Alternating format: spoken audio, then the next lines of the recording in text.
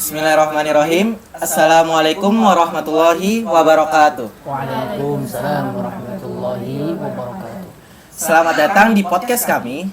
Kali ini kami akan mengadakan podcast tanya jawab. Nah, tema kali ini kami akan mengadakan podcast dengan Ustadz.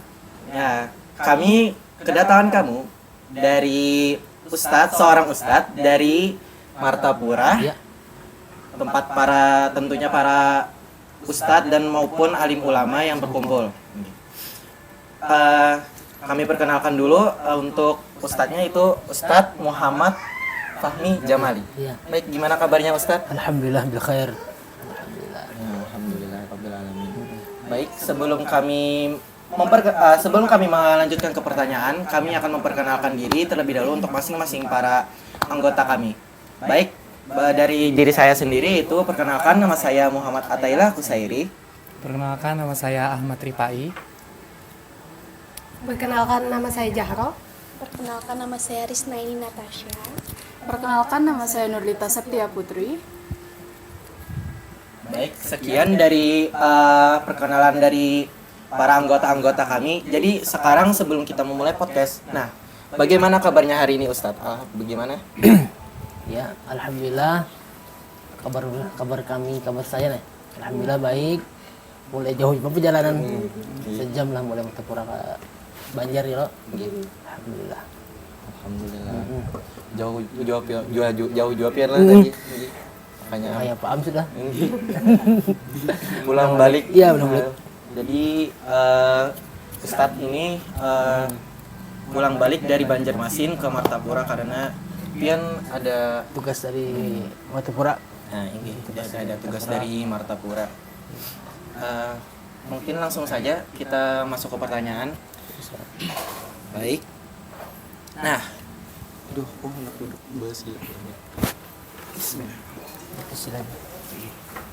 Nah, jadi Ustadz nih, Iya. kalau kita melihat kondisi akhir-akhir ini Ya. tentang adanya penyimpangan. Nah, penyimpangan tersebut tentunya jauh dari agama-agama kita yang dimana hukum-hukum tersebut melanggar peraturan hukum-hukum agama kita tentunya. Nah, misalnya kayak sholat sekarang nih, Ya. jadi bahan mainan atau candaan bagi para mereka. Nah, menurut Ustadz, bagaimana tanggapan tentang kejadian tersebut? Baiklah, pertanyaan sudah saya simpulkan,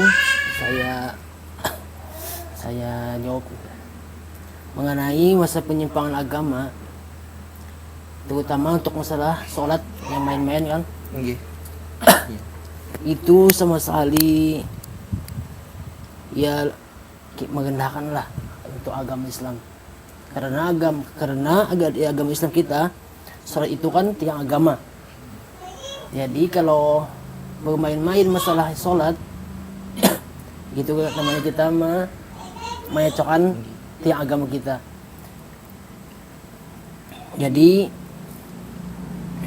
karena sholat itu kan Isra Mi'raj tadi mengenai masalah sholat ya loh. Iya.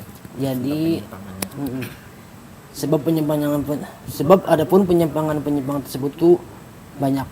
Di antaranya Allah Subhanahu wa taala memang telah menguji hambanya dengan keburukan ataupun dengan kebaikannya.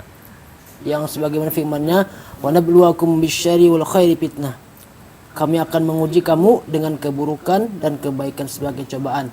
Nah, itulah jadi banyak ini menyimpang agama, terutama kan masalah sholat tadi. Adapun penyebabnya jadi penyimpang agama itu yang kedua ialah terjadinya sudah memang sunnatullah, itu memang mulai dulu juga. Karena sabda Nabi SAW dalam firman Allah Subhanahu wa taala, "Wala yazalu mukhtalifina illa man rahima rabbuk." Artinya mereka sentiasa berselisih atau berpendapat kecuali orang yang diberi rahmat oleh Allah Subhanahu wa taala. Nah, jadi memang bujur-bujur tidak menyimpang itu dengan adanya rahmat Allah taala juga. Yang ketiga, sebab penyimpangan agama itu mengikuti hawa nafsu. Nah, prasangka mengikuti jalan setan. Nah, karena zaman ini banyak sudah setan-setannya ya lah. Terutama Banyak godaan. ya godaannya banyak sekali. Zaman-zaman ini ulang semakin canggih. Yang keempat itu fanatik golongan dan fitnah luar biasa. Yang kelima itu adanya dai-dai yang mengajak pada kesesatan. Juga tasyabuh kepada orang kafir serta kagum pada cara beragama mereka dan kagum jika mengumpul bersama mereka. Yang keenam, taklid buta sebagaimana perkataan mereka, bal nattabi' ma alafnain alaihi bil aba'ana. Artinya kami hanya mengikuti apa yang telah kami dapati dan kami perbuati dari dahulu ya, dari anak moyang kami. Yang ketujuh, menerima agama-agama dan fikroh-fikroh sesat serta kaum yang mabrok sebagaimana telah dikabarkan oleh Nabi Muhammad SAW, litattabi'un lisunana mikana qablakum sabaran bashi bisabaran wa dara'an bidara'an. Sahih Bukhari. Sungguh kalian akan mengikuti sunnah orang-orang yang sebelum kami atau Yahudi, sejengkal demi sejengkal, sehasta demi sehasta. Nah, jadi mulai dulu juga pemimpin agama ini sampai sekarang ya lah. Jadi mudah-mudahan kita terhindar dari penyimpangan agama tersebut. Nah, ada lagi. Nah, yang ke-8 ini tidak serius atau tidak mau belajar agama. Nah, dalam itu bodoh dalam urusan agama. Nah, ini penyebabnya jadi penyimpangan agama. Jadi mengkawas sebelum kita melakukan apapun itu kita harus ada ilmunya, terutama ilmu agama ya loh ini. Tapi alhamdulillah ini banyaknya guru yang lain kan sama peripat lain.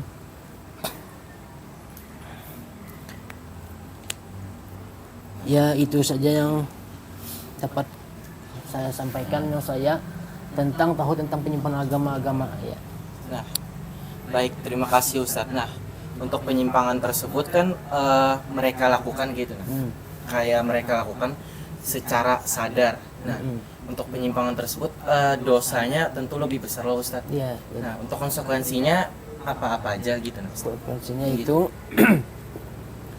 hendaklah kita pertama dulu kan tahu ilmu agamanya dulu lah. Jadi kita harus belajar ilmu agama itu utama 3, fikih, tauhid, lawan akhlaknya. Jadi bagusnya gitu apa nih? Supaya kita tidak mempati atau tidak mengikuti agama itu, kita harus kuat ilmu agamanya. Nah.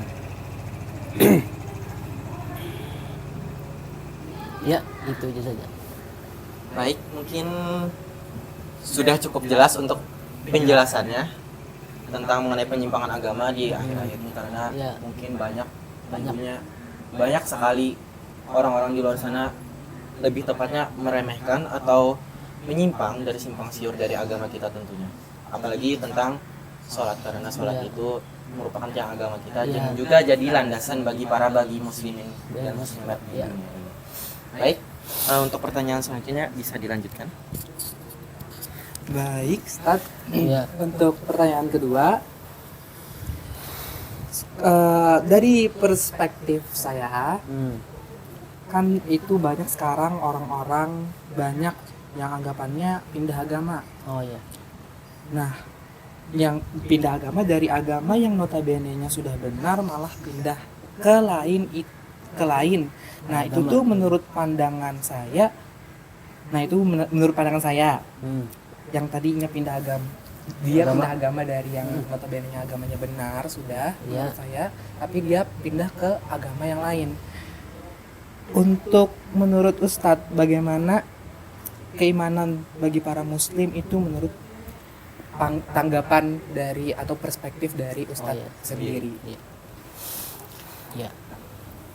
Baiklah. Pertanyaannya begitu bagus tentang apa ya? pindahan agama ya toh. Banyak sekali ini yang dulunya Islam buka ke agama lain ya toh.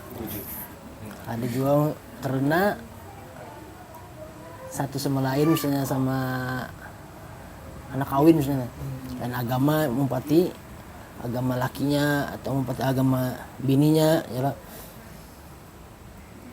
Itu terutama itu karena harta ya lah. Nah itu pang, jadi kita mempati agama yang lain. Kita jelaskan tentang pindah agama tadi. Tidak sedikit orang yang berpandangan bahwa masuk dan keluarnya dari suatu agama adalah hak privat yang melekat pada setiap orang. Tidak ada otoritas di luar di seorang boleh memaksakan orang lain untuk menetap dalam suatu agama atau keluar dari suatu agama. Nah jadi itu hendaknya tuh terserah katanya.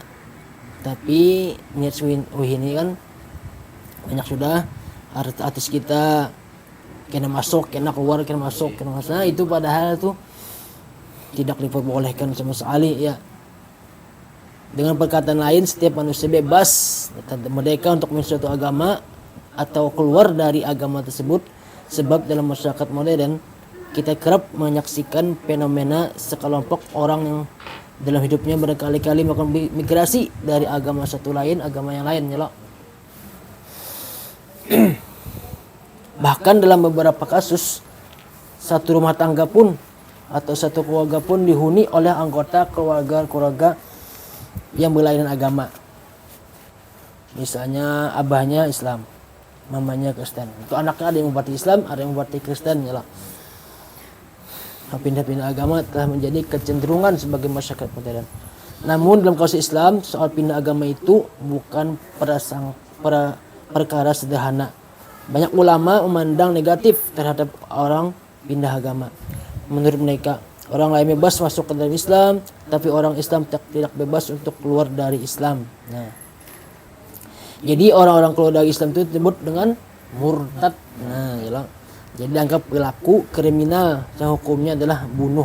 Nah, sejumlah ayat Al-Quran atau hadis Nabi Muhammad SAW dihadirkan untuk menunjukkan bahwa tindakan keluar dari Islam tak dikehendaki Allah dan Rasulnya. Bahkan perilakunya layak dihukum bunuh. Nah artinya yang mana bisa murtad dan mendahulu itu dibunuh. Tapi ini membunuh dana pulang.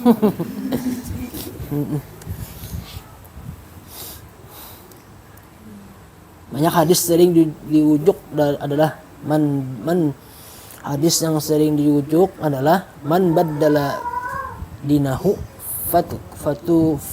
faqatuluh. Nah, artinya barang siapa pindah agama maka bunuhlah ya Nabi. Itu zaman dulu. Dengan hadis ini sejumlah ulama hendak memperlakukan pindah agama sebagai tindakan kriminal sehingga pelakunya layak diganjar dengan hukuman berat bahkan hingga hukuman mati seperti dikehendaki teks hadis tersebut. Untuk mengukuhkan pandangan itu, bukti-bukti pembunuh orang murtad mulai zaman Nabi hingga abad pertengahan ditunjukkan lalu disimpulkan bahwa membunuh orang murtad adalah keharusan doktrinal. Pandangan seperti itu dikritik sejumlah pemikir Islam kontemporer karena dianggap tidak fair, artinya tidak adil ya lah. Ya zaman ini kan sudah kita bisa sudah agama sudah ya dah masing-masingnya sudah kita peduli lagi. Nah itu kan pada zaman dulu semua langsung dibunuh. Zaman ini ada anunya dah. Mudah-mudahan kita jangan sampai pindah agama. Alhamdulillah Islam itu mudah ya, padahal Islam mudah nyaman padahal sudah, tapi kerawai sudah. Begini zamannya sudah, apalagi teman bisa menuruti artis-artis ini lah banyak pindah agama. Yang mana pindahnya? Padahal naudzubillah benar kita.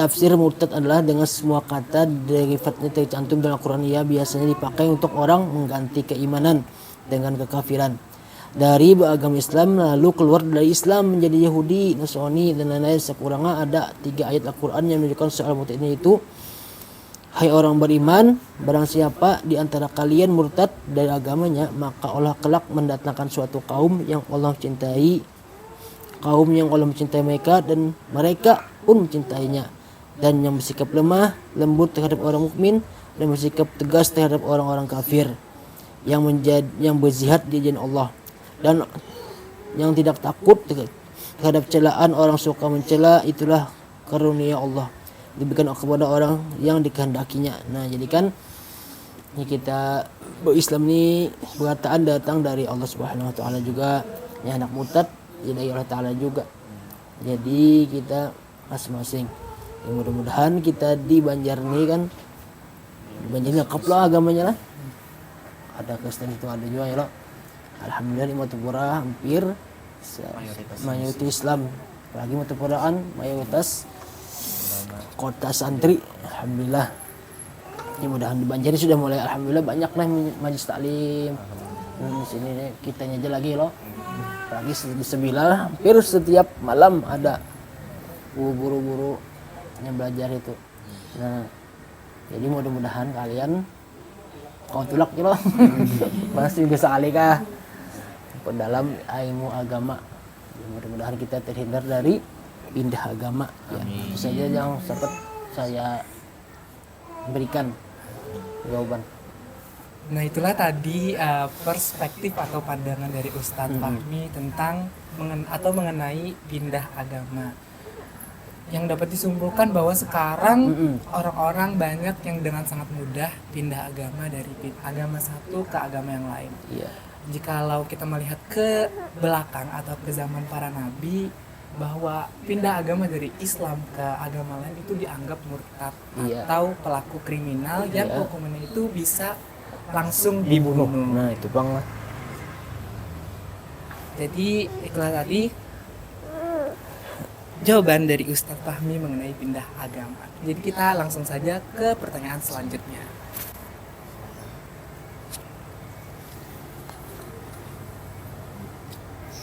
Nah, Ustadz, untuk pertanyaan selanjutnya ini, Ya. kan teknologi semakin berkembang. Ya. Nah, banyak yang sekarang karena akan adanya teknologi perkembangan zaman, sehingga membuat para muslim menjadi lupa akan kewajiban mereka menjadi seorang muslim. Nah, tanggapan Tian sendiri mengenai kejadian tersebut kayak apa? Dan kayak apa solusi kesan mereka yang seperti itu? Alhamdulillah, baiklah. Saya terima pertanyaannya. Zaman sekarang kan sudah begitu canggih ya. Apapun pasti perkataan manusia pasti mempunyai HP. Itu salah satu zaman sekarang yang begitu canggihnya. Zaman baru ini. Dan dulu waktu mondok dulu pasti surat atau minta sampaikan lawan siapa yang tulak bulik ke kampung. Hari ini kan tinggal ngisi kota aja, sana si kota juga langsung aja teleponan. Jadi pandangan saya untuk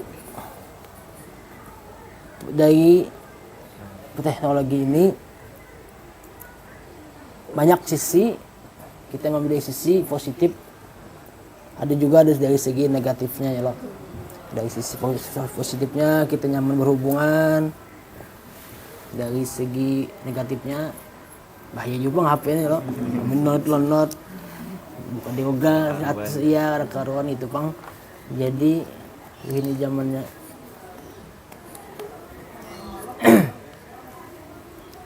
Jadi hendak kita melakukan teknologi ini, hendaklah HP ini gunakan dengan bijak ya Pak. Kita gunakan untuk kebaikan. Apalagi ini kan zaman sudah YouTube, tinggal buka majlis-majlis taklim pasti pencungan ini. Apalagi ini banyak streaming. Ya, si dakwah kita yang carinya dakwah. Jadi menurut saya teknologi semakin canggih ini, di zaman ini kita hendaklah memakainya dengan positif. Artinya gunakanlah HP sebaik-baiknya dan bersosial medialah sebijak-bijaknya. Innalillah wa inna ilaihi raji'un. Burik tom. Ada. Tong, ini kadep tong. Sini kakak.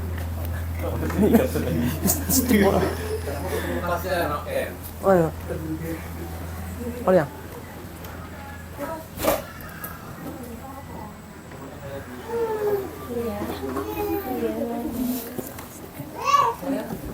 Nah.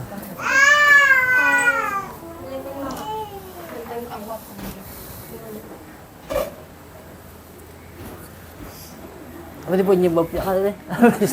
Lagi nah, Pak Jeramput. Tanggapan kalian mengenai Iya. perkembangan teknologi yang membuat para muslim lupa dengan kewajibannya seperti apa? Oh ya. Tanggapannya melihat dari sekarang emang kita Muslim ini telena ya lah terjadinya adanya HP ini. Hatta waktu ajan asik aja lagi temen HP, asik aja main HP. Waktunya makan ini lagi di kio-kio orang tua, ada tahu-tahu lagi kita asik main HP tuh. Tapi kita awalnya dah zaman anakku gini HP aja join. Ya Allah, ya mudah-mudahan kita mengambil positifnya aja, sekedarnya aja dalam teknologi. Alhamdulillah nyaman ini, apalagi HP ini kan gimana jauh-jauh kawan ya lah, alumni susah bukan aku tuh jauh-jauh kawanan banyak mana-mana. Jadi berkat HP ada juga apa nih silaturahminya, di grup tuh ada silaturahminya. Jadi tanggapan saya masalah teknologi ini ya bagusnya lah, tapi kita ngambil dari segi positifnya, jangan negatifnya ya loh. Dari positifnya banyak, seperti silaturahmi kita tetap jalan walaupun jauh-jauh. Begitu bilang kabar apalagi keluarga-keluarganya lah.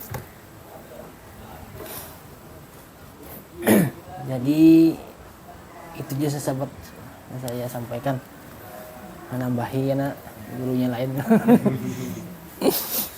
Ya, seperti itu tanggapan mengenai perkembangan teknologi yang membuat para muslim lupa dengan kewajibannya menurut Ustaz Fahmi.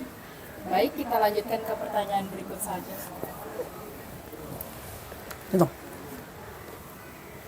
Nah sekarang Ustadz, kita mungkin melihat kondisi akhir-akhir ini dengan perlahannya munculnya tanda-tanda kiamat kecil yang dimulai dari menghijaunya gurun-gurun di Mekah atau Arab, dan mulainya kejadian-kejadian bencana-bencana kecil. Nah, bagaimana kita sebagai muslim harus menanggapinya dan melihat akan kedepannya harus bagaimana? Ya, baiklah. Pertanyaannya itu tentang munculnya sudah kiamat kecil. Banyak lah tanda-tandanya kiamat mulai munculan sudah. Karena zaman sudah mulai, buminya mulai sudah tua.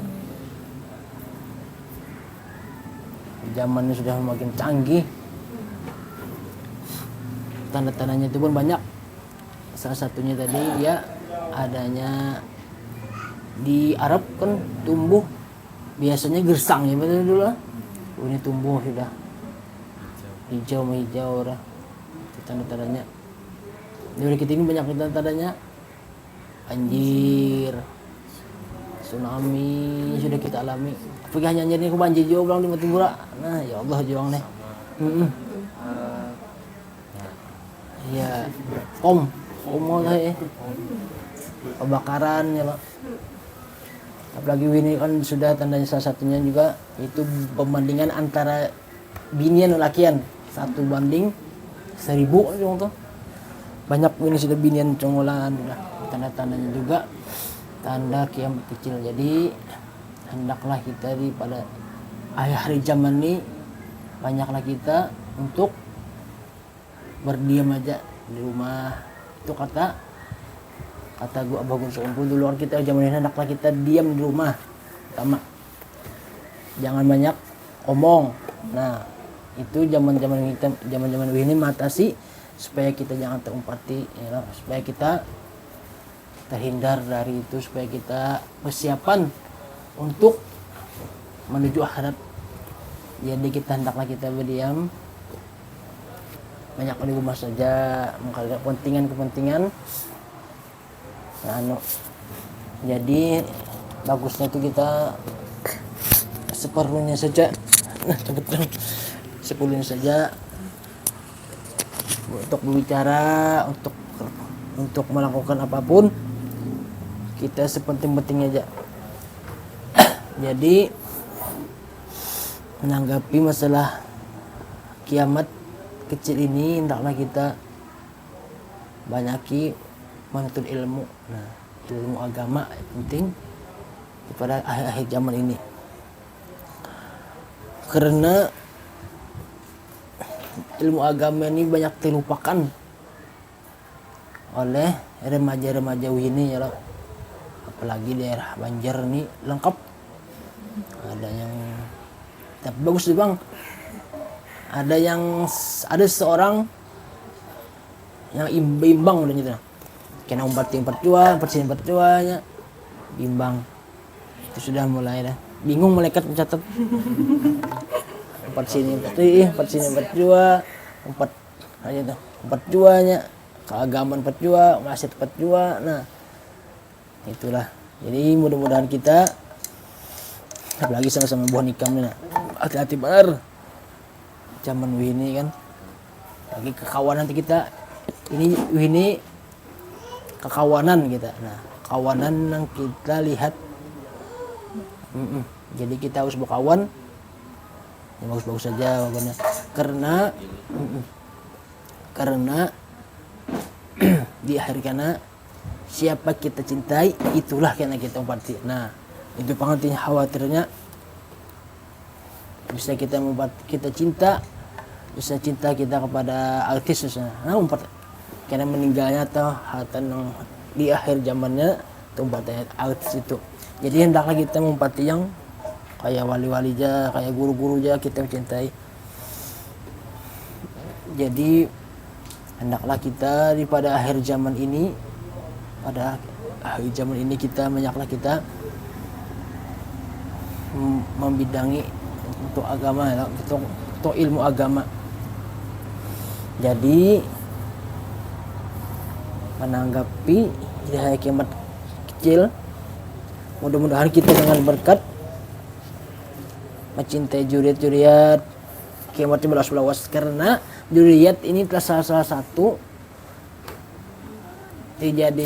lamanya terjadinya kiamat. Nah, karena jika tidak ada juriyat Rasulullah pada akhir zaman ini, kiamat akan cepat. Ya, mudah-mudahan kita namun ya lo sudah meninggal jangan meninggal husnul khotimah. Mudah-mudahan kita mudah-mudahan kita akan menemui hari kiamat kita langsung meninggal. Jadi hari kiamat itu banyak yang terjadi apa-apa, turunnya Dajjal, datangnya Yajuj Ma'juj. Tapi ada panggilan Nabi Isa yang datang yang membunuh Dajjal nih. Turun ini banyak udah ya agama-agama itu sudah terbelangkir nih, kacau kancir itu masalah kiamat sudah mulai arakma sudah mulai kiamat kecil sudah mulai banyak sudah tanda-tandanya nih. Itu salah satu tanda-tandanya itu gurun hijau di Arab sana, Jadi mudah-mudahan kita dengan berkat kita cinta kepada Rasulullah, berkat cinta kepada diri Rasulullah, mudah-mudahan kita mendapat syafaat di hari kiamat nanti oleh Rasulullah SAW. Ya, itu saja yang bisa saya sampaikan masalah kiamat kecil tadi ya. Nah, begitulah tanggapan Ustadz mengenai tanda-tanda kiamat kecil. Selanjutnya pertanyaannya akan dilanjutkan. Mungkin ini juga jadi pertanyaan terakhir bagi kami. Ya. Tadi kan ada Ustadz bilang zaman kan sudah semakin tua. Ya. Akhir-akhir ini banyak orang-orang yang menyeleneh atau tidak dibenarkan oleh agama kita sendiri.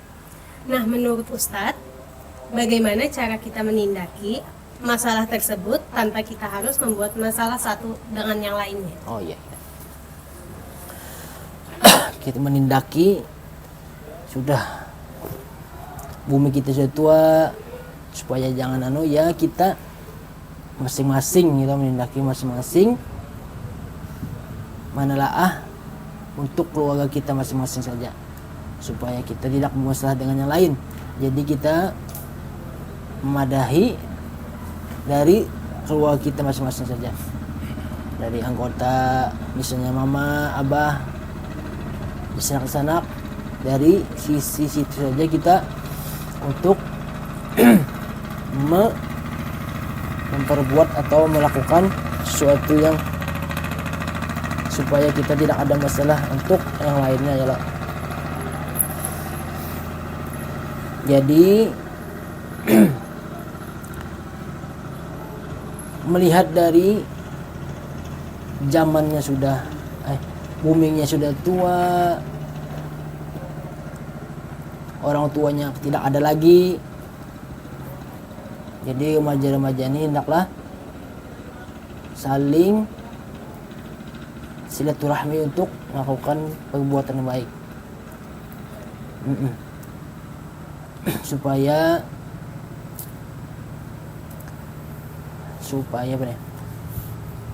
tidak memperbuat maksiat-maksiat yang di luar batas, seperti pergaulan bebas karena ini kan sudah pergaulan bebas, lagi ini sudah zamannya ya Allah, perhatikan tanda-tanda sudah mulai perjinaannya merajalela, apalagi sabu menyabunya sudah di sini gini aja nyari kali tukarin banyak sabu sini. Alhamdulillah di sini sudah mulai ada orang ada lagi pas sudah hilangan orang ada sekolahan dah ya, pondokan pesantren mana alhamdulillah. Jadi itulah jadi bumi itu sudah tua, bumi itu sudah mulai resah dengan akibat manusianya juga ya lah, akibat manusianya juga yang berbuat sudah di luar batas, karena bumi itu uyuh sudah di bumi itu panat lah. Tapi bumi jadi kan bumi itu ada 7 atau 5 kah? Jadi bumi ingatakan ikan mati pasti ke bumi ya lah. Nah, jadi bumi itu salah satu bumi berucap kepada kita. Jadi kita harus ingatakan di bumi, sadar kita bahwa ikam karena aku telan di dalam perutku di bumi. Nah, itu salah satu bumi berucap pada kita.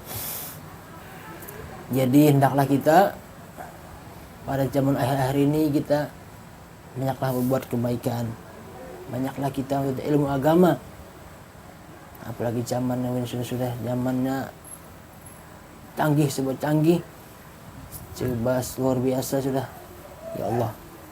Alhamdulillah dengan untung kita ada jurid Rasulullah yang asal ada di sini. Jadi bumi ini mengharap itu Jepang, bintang-bintang di bumi adalah jurid Rasulullah SAW ada di bumi ini. Jadi itu saja yang bisa saya jawab. Alhamdulillah aku ada bari amalan kesan besok ya. Nah, malam besok kita insyaallah nisfu Sya'ban kita dianjurkan untuk beramalan atau beribadah pada malam nisfu Sya'ban. Karena nisfu Sya'ban itu salah satu malam yang dikabulkan oleh Allah Subhanahu wa taala, malam yang makbul untuk beribadah.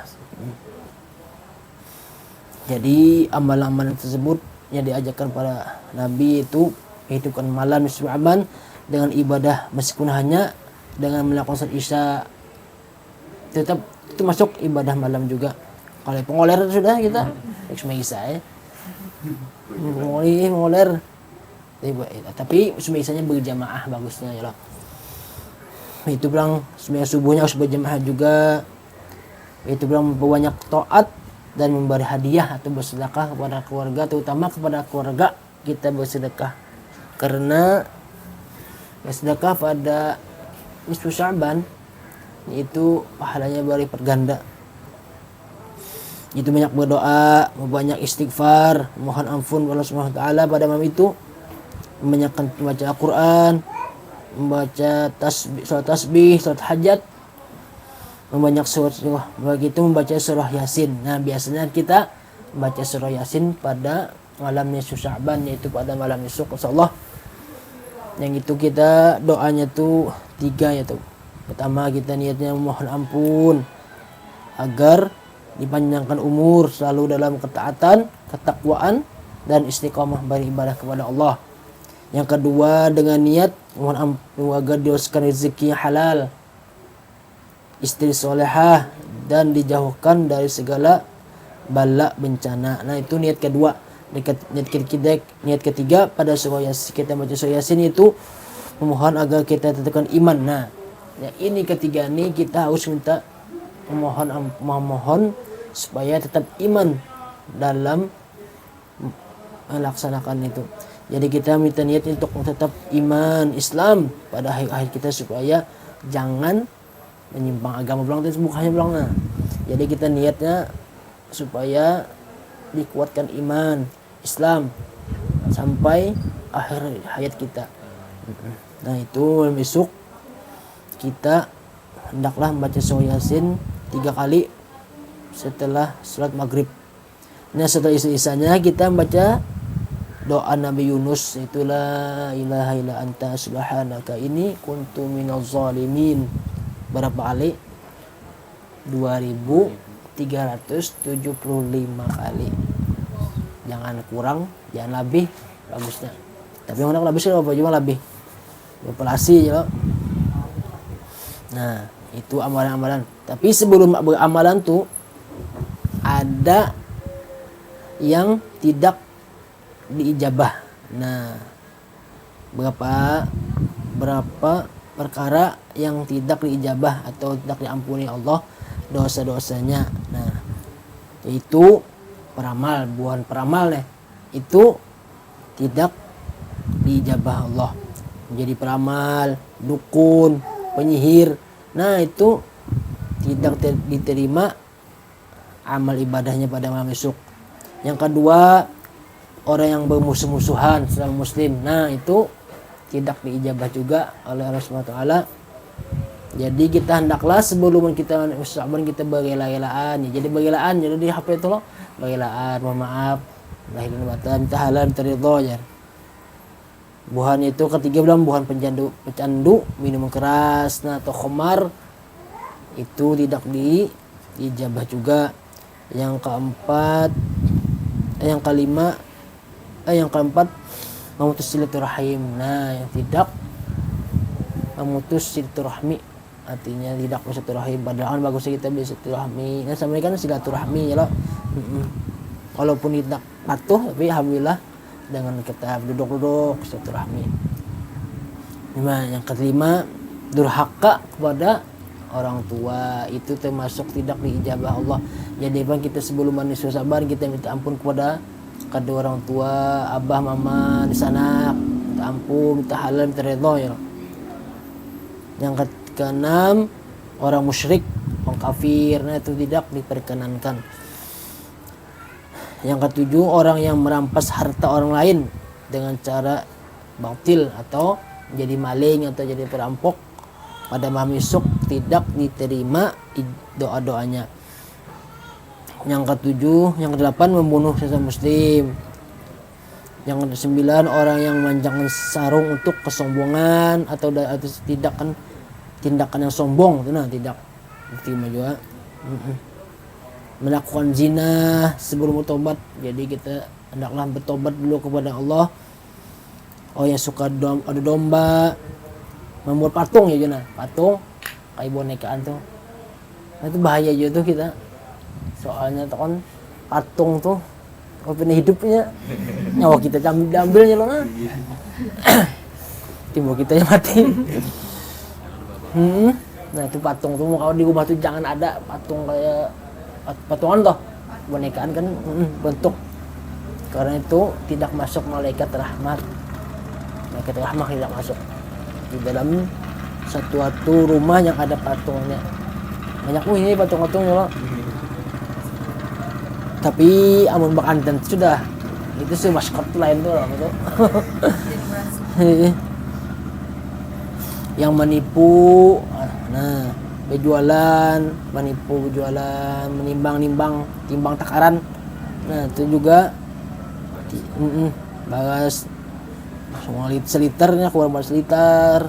Jadi bang kita berjualan itu kan anak lebih sedikit ya lah, atau kita sering mengelakkan.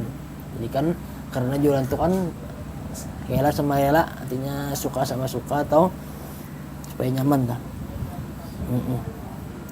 Orang bid'ah, nah orang yang tidak suka kepada ahlul bait. Nah ini pang salah satu yang tidak diijabah, yaitu tidak menyukai atau tidak mencintai pada dzurriyyat Rasulullah. Nah ya mudah-mudahan dengan pertemuan ini kita, mudah-mudahan malam esok kita diterima amal ibadah kita, dijabah Allah yang apa kita kehendaki, kabul hajat kita, dipanjangkan umur, disehatkan badan kita, diluaskan rezeki yang halal, dan dimudahkan untuk ilmu yang kalian tuntut kan dimudahkan, dilancarkan, diluluskan dengan yang bagus, lulus sama sukses, menjadi orang yang sukses di dalam agama maupun bangsa dan negara ya Allah. Mudah-mudahan ya alhamdulillah, mudah-mudahan dengan kita perkumpulan ini, mudah-mudahan kita desakan badan, diluaskan rezekinya halal, dikabulkan segala hajat, dan dimatikan dengan husnul khatimah. Bisirin Nabi wa ali baitin Nabi. Al-Fatihah. Bismillahirrahmanirrahim. Alhamdulillahirabbil alamin arrahmanir rahim maliki yaumiddin iyyaka na'budu wa iyyaka nasta'in ihdinas siratal mustaqim siratal ladzina an'amta 'alaihim ghairil maghdubi 'alaihim. Doa ya malil anunya. Amin amin Allah. Bismillahirrahmanirrahim. Alhamdulillahirabbil alamin. Allahumma shalli wa sallim ala sayidina Muhammadin wa ala alihi wa sahbihi wa barik wa sallim ajma'in. Ya arhamar rahimin, ya arhamar rahimin, ya arhamar rahimin, ya Allah, ya Allah, ya Allah, ya hayyu ya qayyum, ya dzal jalali wal ikram. Allahumma ighfir lana dhunubana wa liwalidina warhamhuma rabbayana shighara wa li jami'il mu'minina wal mu'minat wal muslimina wal muslimat bi rahmatika ya arhamar rahimin. Allahumma inna nas'aluka wat tuqa wal 'afafa wal ghina. Allahumma inna nas'aluka wat tuqa wal 'afafa wal ghina. Allahumma inna nas'aluka wat tuqa wal 'afafa wal ghina bi rahmatika ya arhamar rahimin. Allahumma ij'al ikhlas fi talabil ilmi wa fi nashrihi wa fi jami'it ta'at bi rahmatika ya arhamar rahimin. Allahumma faqihna fid din wa 'allimna ta'wil istiqamah inna ala kulli syai'in qadir. Rabbana faghfir lana dhunubana wa kaffir 'anna sayyi'atina wa tawaffana ma'al abrar. Rabbana zalamna anfusana wa lam taghfir lana wa tarhamna lanakunanna minal khasirin. Rabbana hab lana min azwajina wa dhurriyyatina qurrata a'yun waj'alna lil muttaqina imama. Rabbana atina fid dunya hasanah wa fil akhirati hasanah wa qina adzaban nar. Rabbana taqabbal minna innaka antas samiul alim wa tub 'alaina innaka antat tawwabur rahim. Wa sallallahu ala sayyidina Muhammadin wa ala alihi wa sahbihi wa sallam. Bi fadli subhana rabbika rabbil izzati amma yasifun wa salamun alal mursalin alhamdulillahi rabbil alamin. Taqabbalallahu minkum inna wa minkum taqabbal ya karim. Alhamdulillah.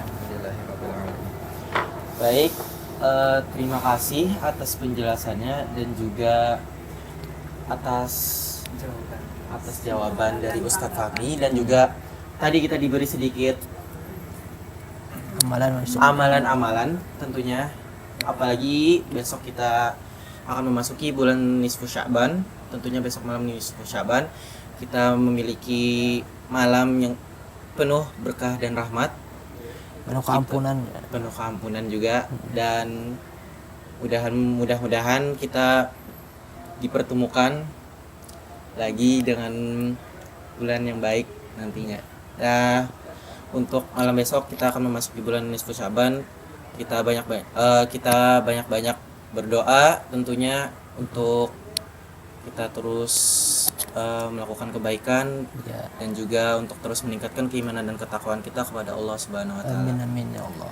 Baik, sebelum kita menutup podcast acara ini, sebelumnya ulun terima kasih banyak kepada Ustadz Muhammad Fahmi Jamali untuk meluangkan waktunya. Jadi sama-sama kita rela ulun karena ingin mengusahakan benar biasan meluangkan waktu, biasan menjawab pertanyaan kami.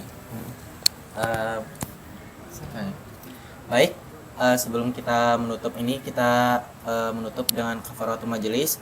Subhanakallahumma wa bihamdika asyhadu an la ilaha illa anta astaghfiruka wa atubu ilaik. Ampun maaf, pun halal minta ridho ulun untuk semuanya. Baik, kami tutup. Assalamualaikum warahmatullahi wabarakatuh. Waalaikumsalam warahmatullahi wabarakatuh. Alhamdulillah.